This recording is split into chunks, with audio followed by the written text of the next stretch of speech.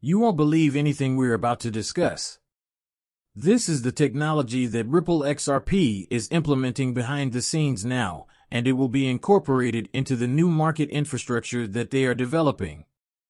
Welcome back to another episode I'll be showing you, ladies and gentlemen. Hard proof, of course, for my strong conviction that they will have a significant influence, and welcome back to we're going to open this episode with a Christina Georgieva clip. She is the managing director and leader of the IMF. She took Christine Lagarde's post and is currently on the ECB, where she is reviewing DLT technology. All right, and she refers to the Singapore FinTech Festival, which we'll look at in a document she discusses in this video. Describe what she is saying in detail. Regarding giving this a listen, I'm not sure why they bring this up because although this is so 2017, nevertheless, it is still related to some people being more cooperative. But Larry believes that what he said to Libra was a false alarm that was meant to be a wake-up call. We'll knock on doors. Come on, which company now offers the most compliant digital assets? In such a scenario, CBDCs would provide a secure and affordable substitute. Larry, remember what you said back in 2017? They continue to discuss 2023. Whether it is a Libra or something else, there is a need to democratize the trading of foreign currencies, which is why I genuinely think the notion surrounding Libra, I don't think we need to invent a new currency. Instead, we should use technology to instantly calibrate all of the existing currencies. As we listen to her comments, let's organize the having the proper infrastructure is crucial. I simply defined a blockchain. It would need to be stable and affordable. It must provide compatibility between the assets and the trading contracts, and it must be reliable. Digital currencies issued by central banks may be crucial to the integration of this new financial system. I want to emphasize that adhering to international norms, like anti-money laundering laws, and maintaining coherence with the nation's policy aims will be crucial. We have been discussing this subject. For a while now, the platforms have been the focus. At the Singapore FinTech Festival, I talked about those virtual town squares that make transactions easier. That day, I concentrated on how platforms encourage currency interoperability while we are talking about asset interoperability today. Therefore, she touches on the need to plan the correct infrastructure as well as affordable, reliable, and trustworthy technologies. Must guarantee that assets and CBDCs are compatible. What does it mean to play a crucial role in integrating this new financial system? Like it, you find it natural. For effective cross-asset and cross-border transactions, interoperability can enable connections with other central banks' ledgers. This requires ensuring interoperability between assets and the contracts that trade them. Cross-issuance using US XRP as a bridge currency or cross-border communication protocols are two ways to accomplish this. This lessens the risk that organizations must take on when transacting across multiple networks or currencies in the current system. She continues by making hints about complying with international standards, mentioning the Singapore Festival, where Ripple was present. She also referred to a Project Guardian, which is what she meant to refer to when she said that it supports open and interoperable networks. Take a listen to It's All Right. Examine the people who made this possible by seeing how HSBC and Ripple are related. There is an indirect correlation between DBS and the Ripple standard and chartered with Ripple. JP Morgan, which uses USDC, acquires SBI's digital asset holdings. USDC will subsequently use a digital XRP to grow. Their systems function rather well. All right, let's proceed. This novel is undersettled, listen to it.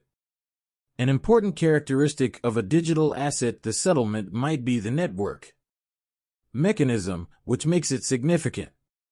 To comprehend the process of settling, practically speaking, and how settlement, although the relevant legal system protects finality, still I don't have a system yet. But this is about to get insane since the DTCC alone will settle for $462 trillion annually in 2022. That's just the DTCC alone, and it gets even more exciting due to the liquidity. Now hear what they say about it.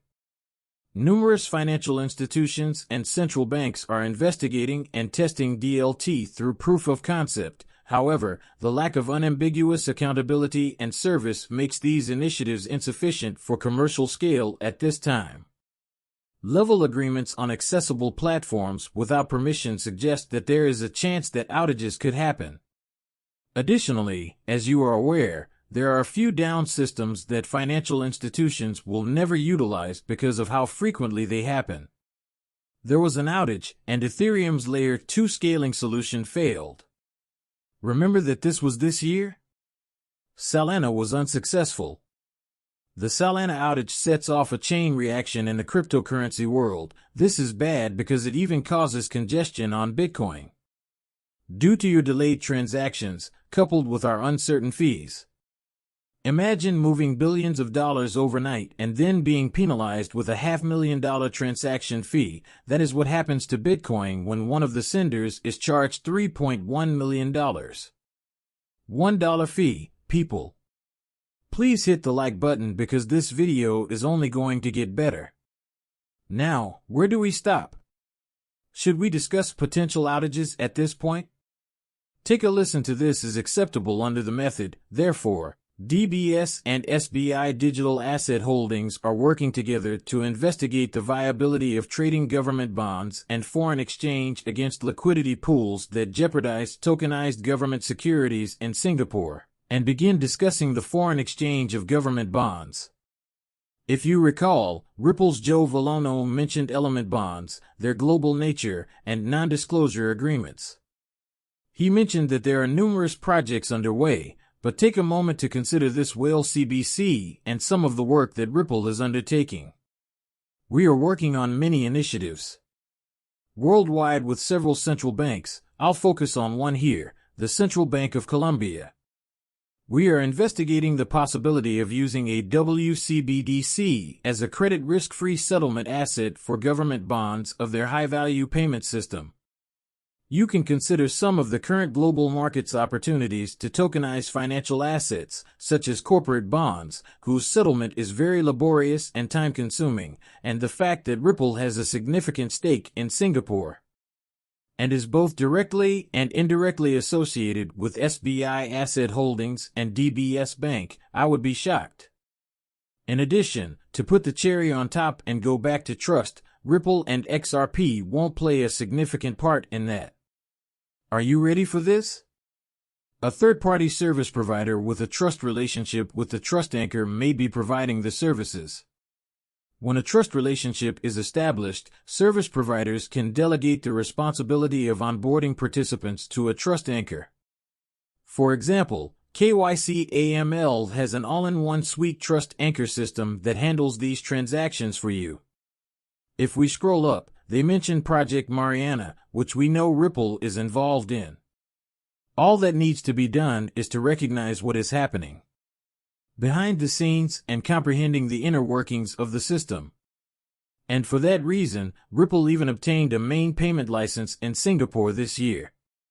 There has been a huge Ripple in Singapore from the beginning, and this was organized by the BIS Innovation Hub and the Singapore Metropolitan Government, which has significant financial support for both the Belinda and Bill Gates Foundation and the Modloop Foundation. Having said that, ladies and gentlemen, please know that I value every one of you. We'll talk more when you let me know what you think in the comments section below. We began creating ripples with that cryptocurrency liquidity with each video, finally enabling substantial international transfers.